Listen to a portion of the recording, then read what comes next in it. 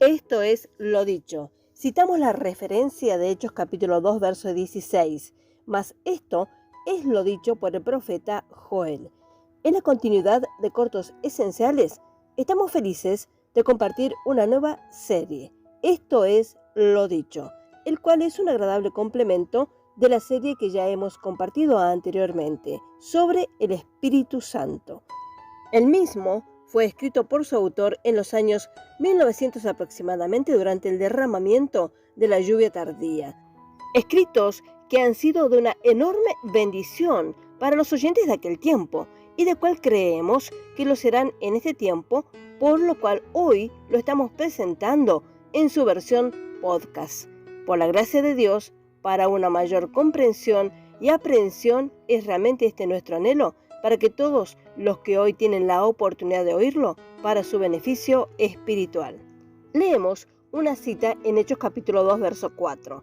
Y fueron todos llenos del Espíritu Santo y comenzaron a hablar en otras lenguas, según el Espíritu les daba que hablasen. Ningún cristiano niega los hechos registrados en el segundo capítulo del libro de los Hechos de los Apóstoles. Los creyentes que conocen las Escrituras admiten que los 120 discípulos fueron realmente llenos del Espíritu en el día de Pentecostés. Todos admiten que todos ellos hablaron en otras lenguas, según el Espíritu les daba que hablasen. Todos ellos reconocen el inspirador temor reverente, y lo perplejo para la razón es que fue el poder de Dios allí desplegado. Leemos en Hechos capítulo 2, verso 16. Mas esto es lo dicho por el profeta Joel, o esa conjunción más, cuando los intelectuales se tornan de ello. Mas, dice el crítico Javín, eso fue para los judíos, eso fue para el comienzo de la edad, eso no significa que sea para nuestros días. Otras similares objeciones son sostenidas hoy en día en contra de la escritural lluvia tardía, que copiosamente está cayendo por todas partes. Recordamos que esta experiencia de la cual habla el autor fue en los años 1900 aproximadamente. Amado, la hora más sutil de la edad de la Iglesia está sobre nosotros. El laodiceanismo está asumiendo una nueva forma, está asumiendo una suerte de semi-espiritualidad. Las verdades a medias, y debido a su astucia, son las más peligrosas. Ten cuidado de la veloz invasión del laodiceanismo sobre los santos ungidos por el Espíritu, a fin de que la crítica pueda ser aplastada y que los corazones honestos puedan ser instruidos y salvaguardados, y que los débiles e indefensos puedan llegar a ser fuertes en el Señor. Vamos a considerar algunos invencibles hechos. La frase, ¿qué es esto? Exactamente. ¿Qué da a entender el Espíritu Santo por esto? 3 veces la palabra esto es mencionada, y estaban todos atónitos y perplejos, diciéndose unos a otros, ¿qué quiere decir esto? Hechos capítulo 2, verso 12.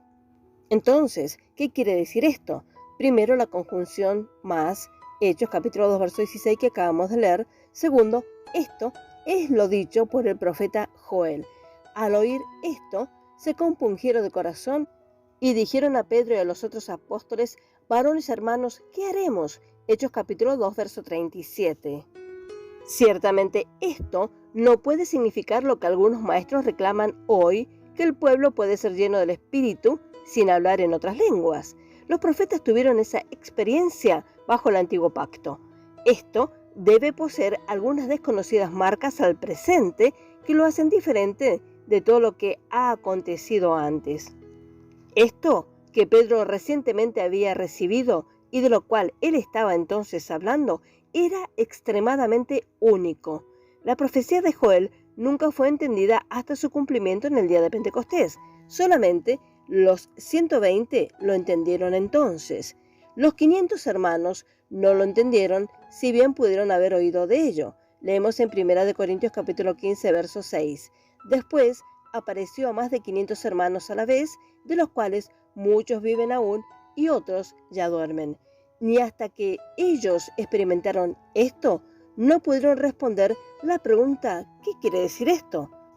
Aquellos quienes insisten que recibieron el Espíritu Santo cuando aceptaron a Cristo no tienen una concepción de lo que es esto realmente es.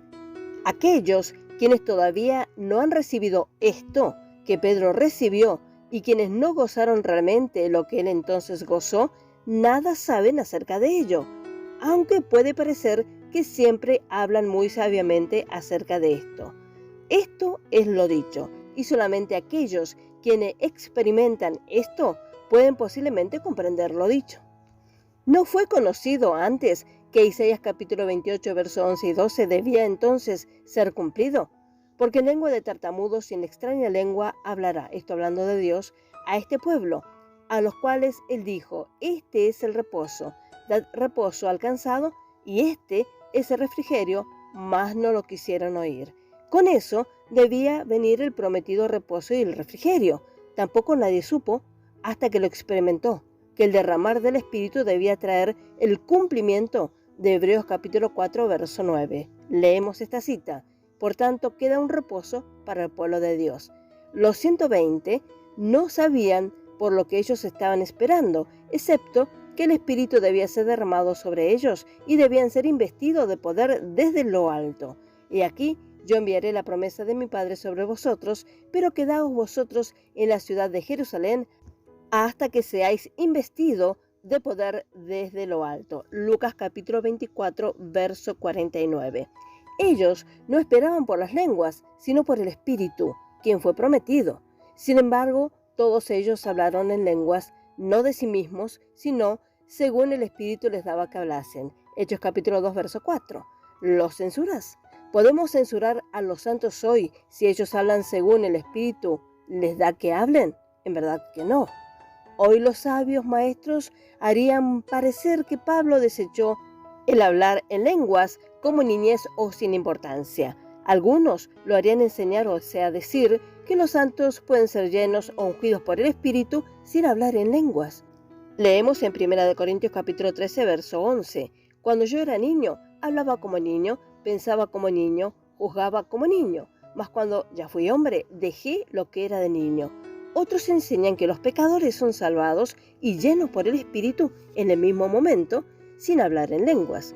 Por supuesto, si los maestros no son escrituralmente ungidos o investidos de poder desde lo alto, según el modelo de Pedro, ellos fracasarán en ver que Lucas no fue llamado a escribir las epístolas, lo cual es el alimento para la iglesia.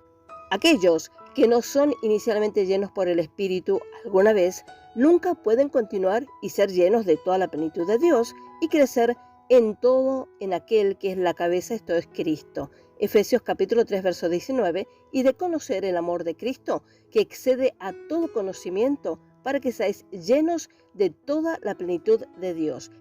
Efesios capítulo 4, versículo 15, sino que siguiendo la verdad en amor, crezcamos en todo en aquel que es la cabeza, esto es Cristo.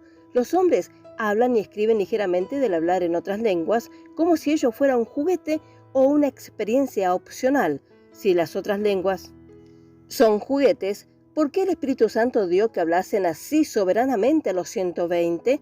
Si son juguetes, ¿por qué los 120 no jugaron así antes que el Espíritu viniese?